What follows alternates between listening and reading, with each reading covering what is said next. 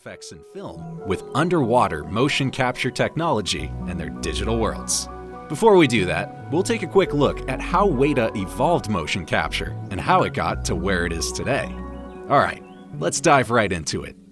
It's been 13 years since Avatar was released and reshaped the way we look at computer-generated worlds and the level of fidelity that the actors within them are captured in. And it's no secret that the biggest movie of all time took some technological leaps to get there. Now, motion capture is nothing new. Major movies and video games have been applying high-resolution models to captured performances like these for the past 20 years. And if you've seen any behind the scenes from any of these movies, you'll notice the actors wearing these weird suits, sometimes with helmet camera rigs and dots on their faces. To put it simply, all of these dots and symbols help motion cameras track the actors' precise movements in space to capture more realistic animation performance. Hence, motion capture. All of the little nuanced details in your facial muscles and eyes, the texture of the skin, those details are what really brought the visual effects house, Weta Effects, to the table 20 years ago. Weta was co-founded by none other than Peter Jackson, whose team famously created The Lord of the Rings, and specifically, Gollum. Gollum is said to be the first fully mocapped performance placed on a physical set alongside real physical actors.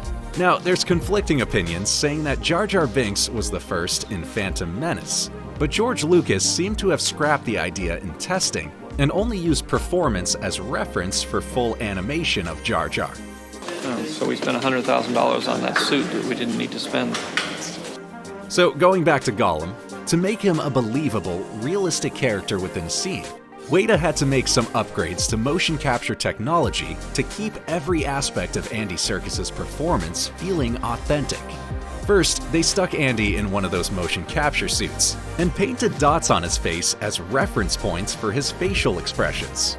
Weta also created a system that applies subsurface scattering to Gollum, a groundbreaking upgrade to how computer-generated skin takes in and bounces light to represent realistic texture. The same can be said about the eyes. If you want a CGI character to look believable alongside real human actors, then light needs to interact with all parts of them in the same way. Now we can flash forward to the first Avatar, where Weta teamed up with James Cameron to revolutionize virtual production. This allows filmmakers to blend virtual models and worlds with real actors live on set.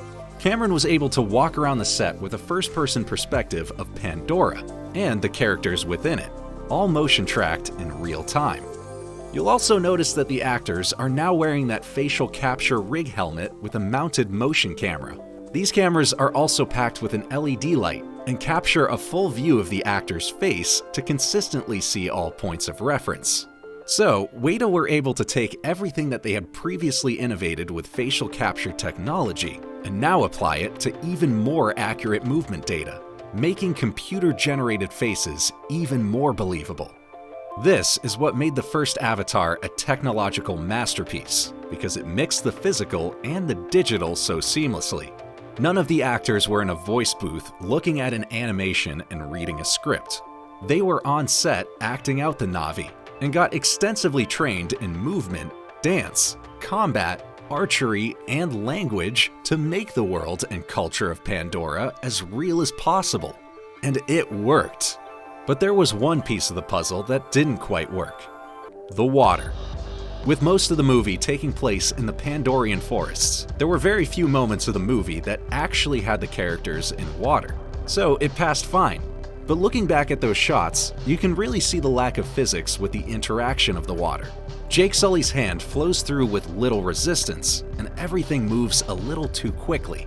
The reason this looks off is because they shot this scene dry, with the actors on hanging cables rather than in actual water, likely because the technology just wasn't there yet. With Avatar 2, The Way of Water, Cameron understandably didn't want to mess up the whole water aspect of the movie. And so, underwater motion capture is that culmination of 13 years of technological development. Production built a 900,000-gallon water tank, surrounded it in motion capture cameras, got the crew their floaties, and threw them in the tank. designing what will be the most accurate computer-generated water we've ever seen in film. In order to do this, Cameron had to work with Sony to make upgrades to the Venice cameras used in the Fusion camera system on the first Avatar. That system completely reshaped how 3D movies could be shot.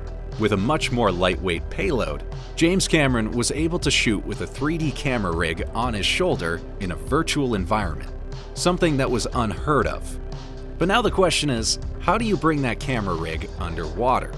Well, Sony decided to create a tether system for their Venice camera, which ultimately cut their camera in half. Instead of having the entire camera body with the camera operator, Sony was able to split the lens and image sensor that captures the shot and send that image data through a tethered